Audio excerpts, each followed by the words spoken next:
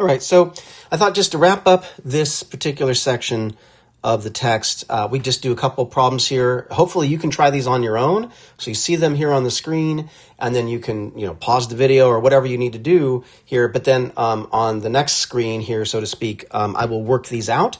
Again, the task here in dealing with these immediate inferences is to determine if they're valid or invalid, and we need to use Venn diagrams on both of these, and possibly the square of opposition as well, if it is applicable.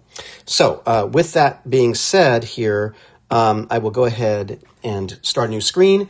And so the first example we had was, it is false that no marmots are reptiles. And so remember, I'm going to bracket, so to speak, that it is false that, not worry about that. And so I'm going to have, let's do this, my premise Venn diagram and my conclusion Venn diagram. And so I have no marmots are reptiles, so I'm going to have marmots and reptiles for my premise. And the conclusion then, I'm not even looking at the conclusion, I'm just labeling it marmots on the left and reptiles on the right, regardless of what the conclusion says, because I know these have to match. So the premise says that no marmots are reptiles. No means we shade in this area here between the two. But then I can already consider, right, that it says it is false that. So instead of shading there, I will put an X, right? So I'm just doing a step there in my head. Otherwise, you can shade that area in and then flip it to the X, right? Works just as well. Then we get to the conclusion. It is false that some marmots are not reptiles. So again, it is false that, set that aside. I'm going to diagram. Some marmots are not reptiles. Some means I'm going to use the X. That quantifier gets the X. And that some is a marmot, but it's not a reptile, and so the X would go here. But I need to remember at this point, it says it is false that, so don't forget that part. So I'll go ahead and erase that and then flip that to the other marking. And of course, these two pictures do not match, and so this is an invalid argument. I know that from the Venn diagrams, but perhaps I can use the square of opposition as well to confirm this information. And again, on the exam, you'll be required to use it when you can. In this case, what we want to ask ourselves is, do we have the same subject and predicate term from the premise to the conclusion?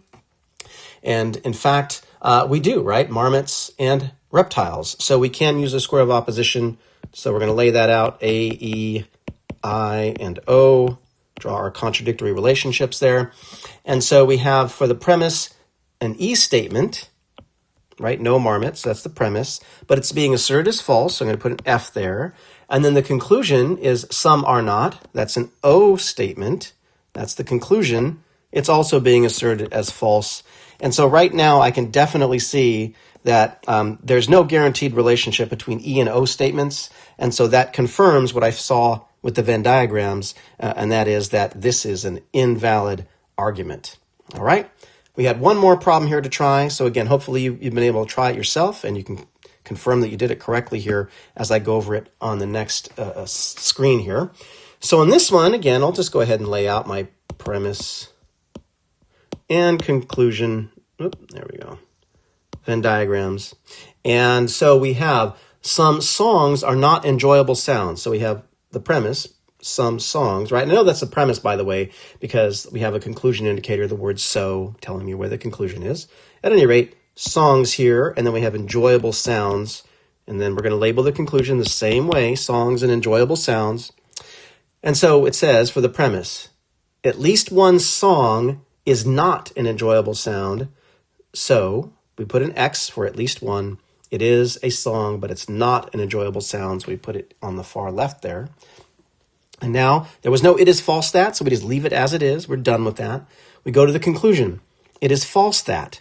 So again, leave that aside. We have all enjoyable sounds are songs. So we label this the same way as the premise, which is what we need to do. But that means all, we're going to shade, and we have to make sure all enjoyable sounds end up being songs, meaning we shade in this area, right? What we called area 3 in a previous video, forcing any enjoyable sounds to be songs. But remember, there was an it is false that, so we have to erase and replace it with an X. So, do these pictures match? They do not, right? It is invalid. But we're not done. We need to make sure, see if we can use the square of opposition here.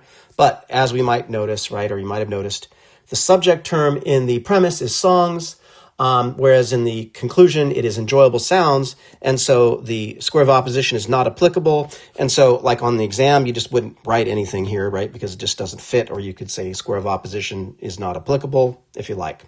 But hopefully that gives you some more, practice here with these, and you can see how you use Venn diagrams and possibly the square of opposition to determine if these immediate inferences are valid or invalid.